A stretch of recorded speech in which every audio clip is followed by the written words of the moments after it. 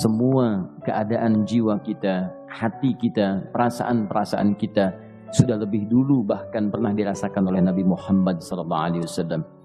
Kalau Anda pernah gelisah, Nabi dulu pernah gelisah. Kalau Anda bahagia, Nabi juga pernah bahagia. Kalau Anda merasakan kekhawatiran, Nabi dulu pernah khawatir. Dan miniatur kehidupan kita sudah dicontohkan dalam perjalanan kehidupan Nabi Muhammad SAW agar kita bisa belajar mengatasi problematika kehidupan. Allahu Akbar, kalau beliau tidak diutus oleh Allah, kita tidak tahu bagaimana cara menyelesaikan pemetaan kehidupan kita hingga dengan saat ini.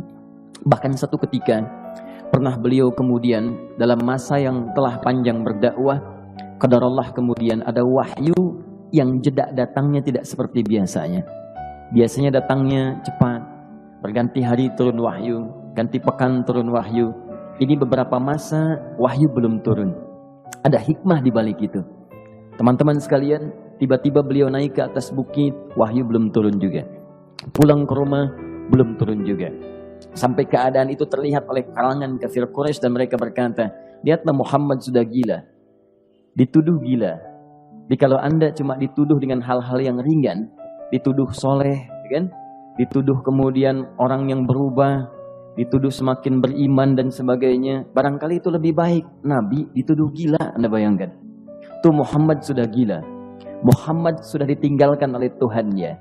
Muhammad sudah kehilangan pegangannya. Muhammad sudah tidak punya orientasi. Orangnya sudah nggak jelas, bolak-balik tidak karuan. Naik ke atas bukit seakan-akan orang yang frustasi dan seterusnya. Tapi tahukah Anda apa yang terjadi?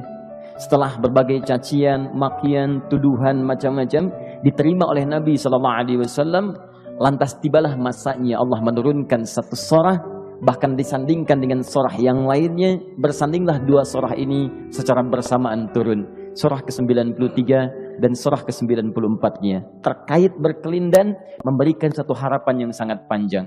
Kata Allah, "Wadduha wal laili idza saja ma wadda'aka rabbuka wa ma qala walal akhiratu khairul laka minal ula walasawfa yu'tika rabbuka fatarda alam yajidka yatiman fa'awa wa wajadaka dhallan fahada wa wajadaka 'ailan fa'aghna fa ammal yatima fala taqhar wa ammas sa'ila fala tanhar wa amma bi ni'mati rabbika fahaddits."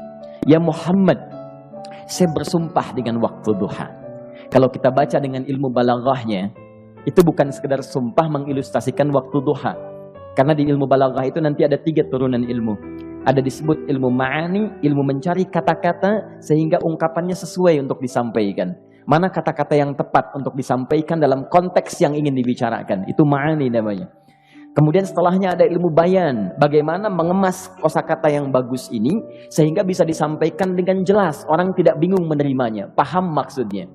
Kemudian setelah itu kadang-kadang jelas kalimatnya, tapi kedengarannya tidak indah. Woi, rapatkan, woi, apa belum paham juga? Rapatkan saf. Memang jelas, tapi nggak ngenakin. Maka bagaimana caranya disampaikan dengan jelas, tapi hati kita terasa nyaman, memuji. Terasanya nyaman diserahkan kepada Allah, tapi ada kebahagiaan, disampaikan tidak terasa tergurui, diperintahkan serasanya diberikan jalan untuk mendapatkan kebaikan. Maka yang ketiga disebut dengan ilmu badi' namanya. Ilmu menghiasi kalimat yang disampaikan sehingga terasa dengan nikmat. Turunannya nanti ada majaz namanya. Mengambil sebuah kalimatnya untuk diposisikan pada kalimat yang nyaman disebut dengan kinayah turunannya. Maka teman-teman kata Allah, wadduha. Diterjemahkan demi waktu duha. Bukan sekedar waktu duha. Karena duha itu ada cahaya yang indah. Dirasakannya enak. Antum keluar waktu duha kan enak tuh. Berjemur. Kata orang Sunda moyan gitu kan. Datang. Bahkan sampai dianalisis ada vitamin D-nya bisa terasakan. Ya, kemudian setelah itu ada kenikmatan enak suasananya. Seakan-akan dunia milik sendiri. Yang lain numpang. Wah, nyaman keluar itu. Baik, jadi wadduha itu ingin bersumpah mengilustrasikan waktu kenyamanan yang pernah dilalui. Kalau dalam bahasa tafsir yang luasnya, saya bersumpah Muhammad, demi segala kenikmatan yang pernah engkau rasakan dalam hidupmu, seperti engkau merasakan cahaya duha itu. Engkau pernah senang, saya bersumpah dengan kesenanganmu. Engkau pernah tenang, saya bersumpah dengan ketenanganmu. Engkau pernah nyaman, saya bersumpah dengan kenyamanan yang pernah engkau rasakan. Wal laili idza saja. Dan aku pun bersumpah demi gelapnya malam. Demikian terjemahannya. Bukan sekedar gelapnya malam, saja itu sesuatu yang pekat. Ya, ini belakang kelihatan agak gelap nih. Untuk memberikan proyek, kesini aja Pak, saya cuma ngasih contoh ini. Contoh, saya bukan mengeluh, bukan, ingin memberi contoh. Ya, contoh pada ilustrasi yang mau saya sampaikan. Nggak apa-apa, biarkan saja. Saya mau contoh kasih kata saja. Ya, ini belakang agak gelap untuk memproyeksikan cahaya ke sini. Tapi yang mau saya sampaikan, kalau gelapnya begitu pekat, semua cahaya ini nggak ada. Cahaya nggak ada nih, sama sekali tidak kelihatan. Saya mau tanya pada Anda, beraktivitasnya mudah atau sulit? Mudah nggak menemukan sendal Anda di luar? Belum tentu. Menemukan jalan keluar pun belum tentu mudah. Anda mesti meraba-raba jalan. Anda mesti kemudian melihat sesuatu dengan pandangan mata hati Anda. Raba, dan sebagainya. Sampai menemukan jalan itu pun belum tentu benar. Itulah yang disebut dengan gelapnya malam saja pekat. Kadang-kadang ada orang yang menghadapi satu kesulitan yang pekat. Suasananya siang. Cuman karena masalahnya begitu pekat seakan-akan membuat diri dia gelap. Jalan susah, limbung gitu. Kenapa gelap ya? Padahal terang. Karena masalah menggelimuti dirinya seakan-akan dia diselimuti masalah yang gelap. Bimbang dia. Makan gak enak, minum gak nyaman, dan seterusnya.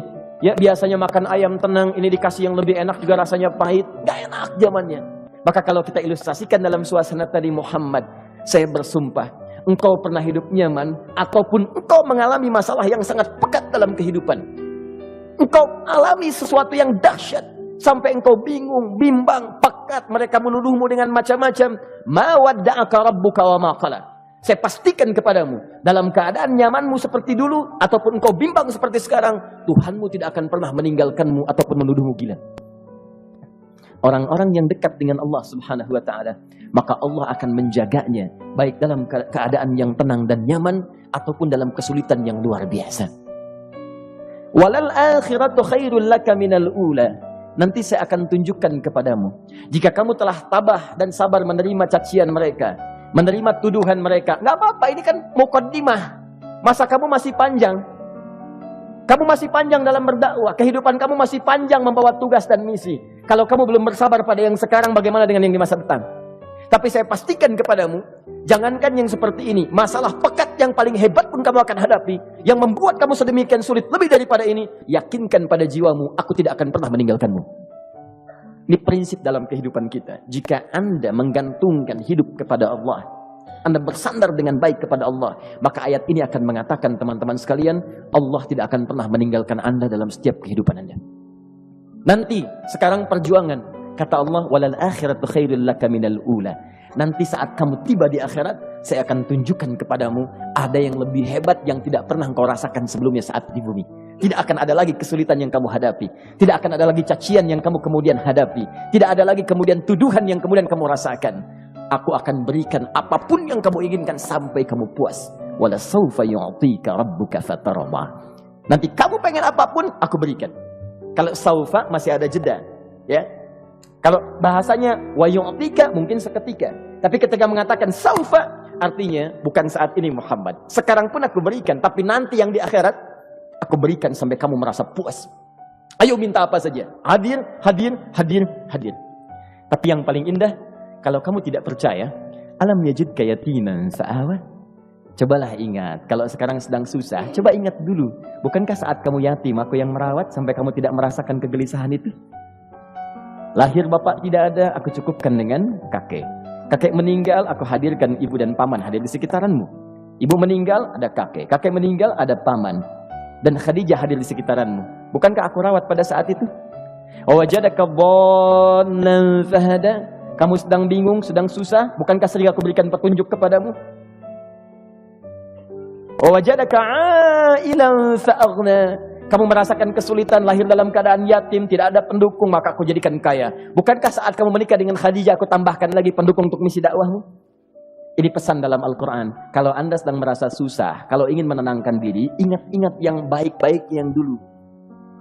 Kalau Anda sedang jatuh dalam bisnis, ingat-ingat saat Anda meningkat dalam bisnis Anda. Allah tidak pernah tinggalkan Anda. Mungkin ini ujian untuk membuat Anda lebih hebat lagi di masa depan. Kalau Anda tidak tahan bantingan yang sekarang, bagaimana Anda bisa mengatasi pelintiran yang akan datang? Karena dalam kehidupan bukan cuma dibanting. Anda mungkin mengalami penyingkiran, penyungkuran, lipatan, guntingan, bantingan, macam-macam. Jikalau satu gaya belum bisa Anda atasi, bagaimana Anda bisa berharap mendapatkan turunan yang lainnya?